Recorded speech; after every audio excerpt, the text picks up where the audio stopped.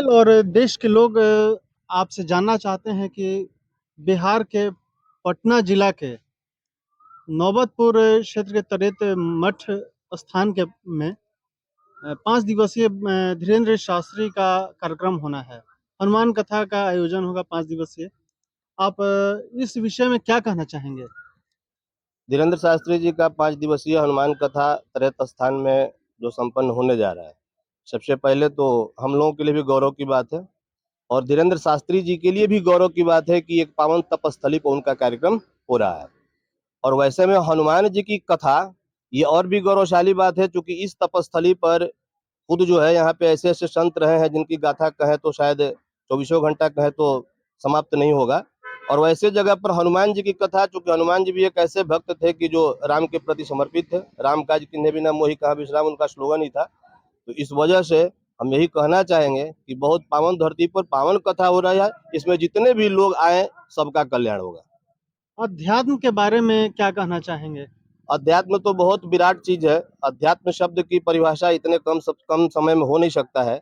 अध्यात्म का एक संक्षेप में हम इतना ही कहेंगे कि जो दूसरों के हित में जीने की प्रेरणा देता है वही हमारा अध्यात्म है। कहा गया है कि औरों के हित जो जीता है, औरों के हित जो मरता है, उसका हर आंसू रामायण प्रत्येक कर्म ही गीता है। और हमारा धर्म शास्त्र, हमारा चाहे जो सनातन संस्कार है, हमारा जो सनातन धर्म है, यह हर जीव मात्र के कल्याण की बात करता है। किसी जाति धर्म संप्रदाय की बात हमारे धर्म शास्त्रों में नहीं है। शब्दों के जाल में कुछ लोग पढ़कर भले ही दिग्भ्रमित हो जाएं, और नहीं तो हमारा जो सनातन धर्म है यह बिल्कुल 100 टन खड़ा सोना है। इसमें कहीं कोई लेश मात्र भी इफ बट नहीं है। ये यहाँ जो कार्यक्रम हो रहा है, यहाँ क्या-क्या व्यवस्थाएं स्थानीय लोगों के द्वारा या और भी जो बाहरी लोग जो हैं जो इसमें सेवा दे रहे हैं, और कितने स्क्वायर फीट या वर्ग फुट में ये? इसे स्क्वायर फीट का निश्चित एरिया हमारे पास नहीं है, ठीक है। हम लोग इतना ही लेके चलें कि जो यहाँ पे जो बन रहा है, इसके अलावे भी यहाँ जितने लोग भी आएंगे, हमको लगेगा हमारी व्यवस्था में अगर कमी होगी तो हम लोग किसी प्रकार की कमी होने नहीं देंगे। चाहे भोजन की व्यवस्था हो, चाहे आवास की व्यवस्था हो, चाहे आने जाने की बात हो, कहीं से किसी को कोई परेशानी यहाँ नहीं होगी। अपना सर परिचय दे दें। मेरा नाम राजभूषण पांडे, नौबतपुर का ही रहने वाला हूँ।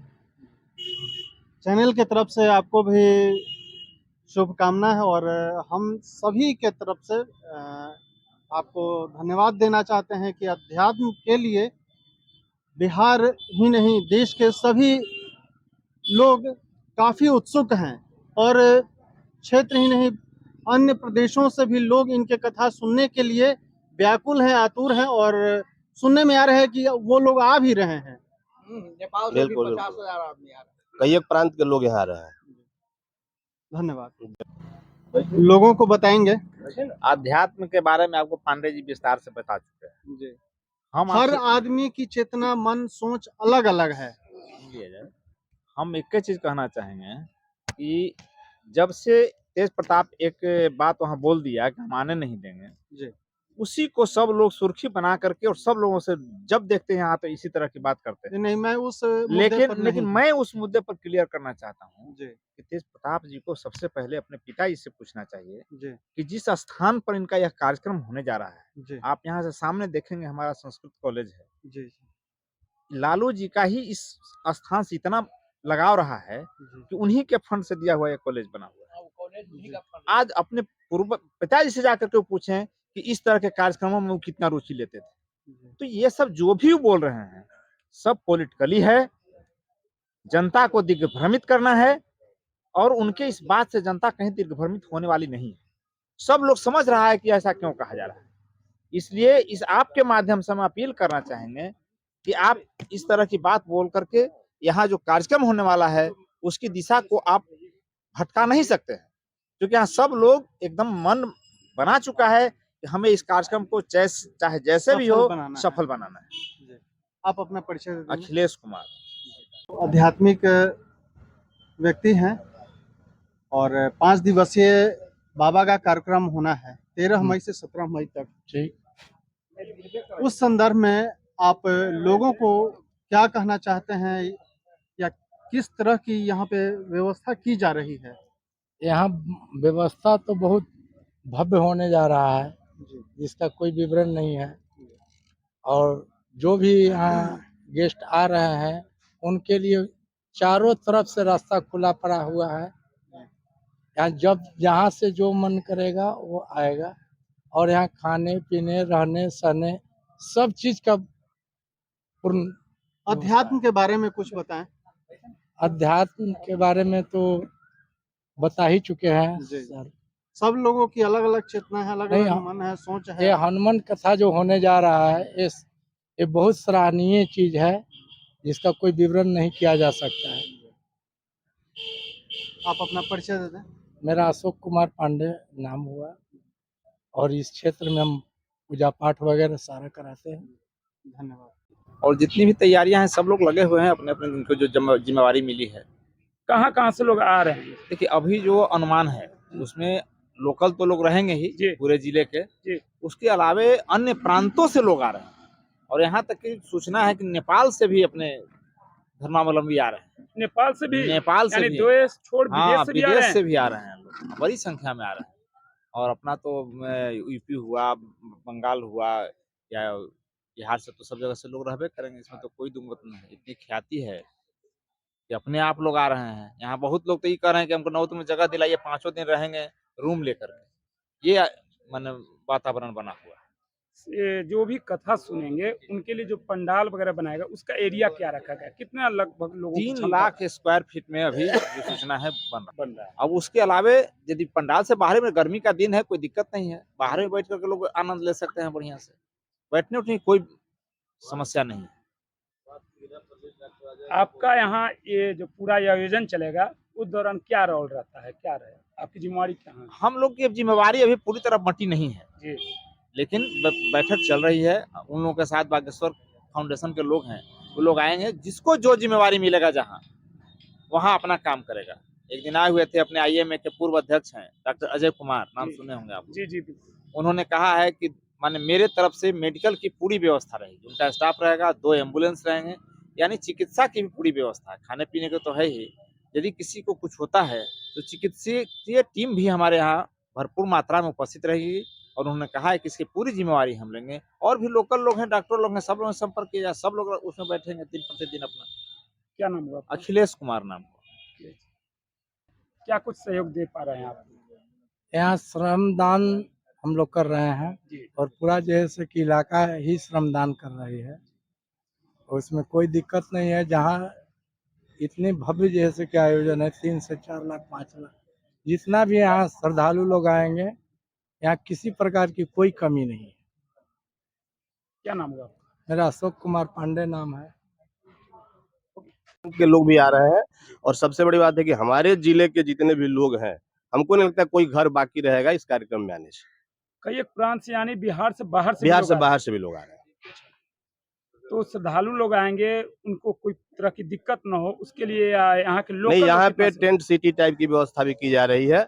रहने की सारी व्यवस्था होगी, खाने की व्यवस्था होगी, ट्रैफिक का कोई परेशानी न हो इसकी व्यवस्था है।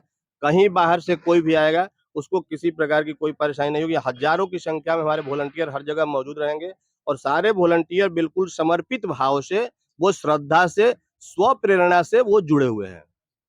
वॉलंटियरों को काम का वर्गीकरण कैसे किया गया? कौन सा वॉलंटियर कहाँ रहेगा? अभी काम का वर्गीकरण नहीं किया जाएगा, उसको जो है कलश यात्रा से 1 दिन पहले सारे लोगों का कार्य का वर्गीकरण कर दिया जाएगा। जो जिस लायक होगा उस क्षेत्र में उसकी जो है डिप्टेशन दे दी जाएगी, उसको बता दी जाएगी कैसे वहां पर उसको क्या करना है। और जब कार्यक्रम हमारा शुरू होगा तो किसी को कुछ बताने की जरूरत नहीं पड़ेगी, हमारे वॉलंटियर सारा कुछ संभाल लेंगे। प्रशासन को भी बहुत जो है अपना एक चेहरा दिखाने मात्र का सहयोग चाहिए, उनकी जरूरत हम लोगों को विशेष तौर से नहीं पड़ेगी। आपको लगता है कि मतलब इतनी बड़ा आयोजन शायद कहीं ना कहीं पहली बार हो रहा है त्रेत मठ के लिए? हाँ। और उसमें आप स्थानीय लोग हैं, इनकी बहुत बड़ी जिम्मेवारी बनती है। बिल्कुल बिल्कुल, बहुत बड़ी जिम्मेवारी है। हमारी क्या जिम्मेवारी है, पूरे जो है नौबतपुर क्षेत्र के सारे लोगों की जिम्मेवारी है। और हम लोग भरपूर कोशिश करेंगे कि कहीं से किसी प्रकार के किसी को कोई ऐसी समस्या ना आए कि हमारे ऊपर उंगली उठे कि हम गए उनके यहाँ हमारी स्वागत नहीं हुई या कोई अव्यवस्था हो गई। एक और बात है, लोगों में अभी तक मन में शंका बना रहता है कि इतनी बड़ी संख्या में जो श्रद्धालु आएंगे उनको देखने के लिए क्या बाबा टाइम दे पाएंगे? अर्जी कैसे लगेगा? कितने लोगों को अर्जी के अनुसार देख पाएंगे। नहीं, ऐसा है कि बाबा की व्यवस्था को लोग नहीं समझ पा रहे हैं, जी इसलिए लोगों के मन में ये वहम है। जी। यह संभव नहीं है कि 3 लाख लोगों की अर्जी लग जाए और 3 लाख लोगों को लोग देख लें। जी। बाबा यहाँ कथा कहने आ रहे हैं, जी। उसमें उनका दरबार भी लगेगा। जी। उसमें जिनकी अर्जी लगेगी, 15 तारीख को दरबार है, जिनकी अर्जी लगेगी उसमें जिन लोगों की अर्जी वहाँ स्वीकार की जाएगी उनसे बाबा मिलेंगे भी। मिलेंगे। बिल्कुल। चलिए, तो और ये बागेश्वर बाबा आ रहे हैं, क्या कुछ तैयारी कर पाए हैं आप लोग? तैयारी तो भरपूर हो रहा है, टेंट का से तैयारी चलिए रहा है, कथा स्थल जो है उसका तैयारी। तो देखिए, त्रेतपाली मठ में कुछ लोगों से बात कर रहा था, स्थानीय लोगों से बात कर रहा था, सब लोग ने बतलाया कि ये कहीं न कहीं पटना और ठीक है ना, त्रेतपाली मठ के लिए इतनी बड़ी जो आयोजन हो रहा है नेसेसरी पहली बार हो रही है। बड़ी संख्या में श्रद्धालु आएंगे। श्रद्धालु केवल पटना ही नहीं, प्रदेश ही नहीं, बल्कि विदेशों से भी आने वाले हैं, बड़ी संख्या में आने वाला है।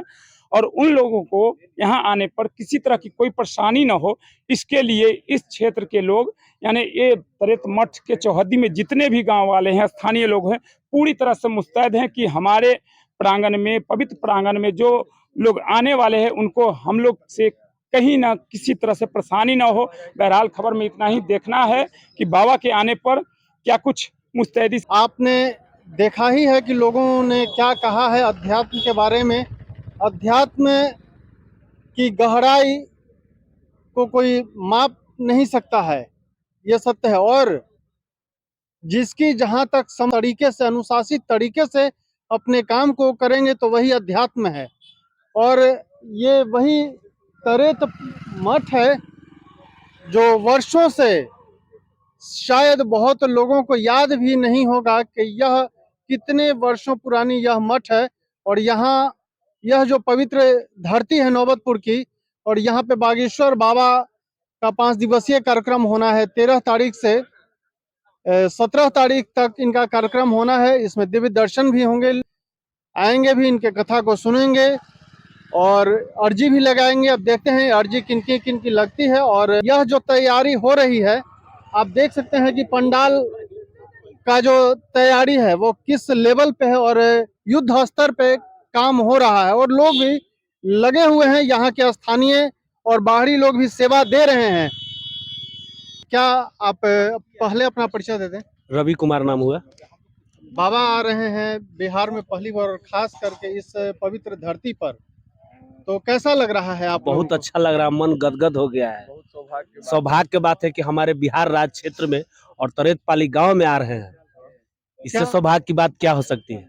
क्या आप रिकॉर्डिंग करते आप क्या लोगों क्या सेवा दे रहे हैं, या क्या कहना चाहते हैं चैनल के माध्यम से?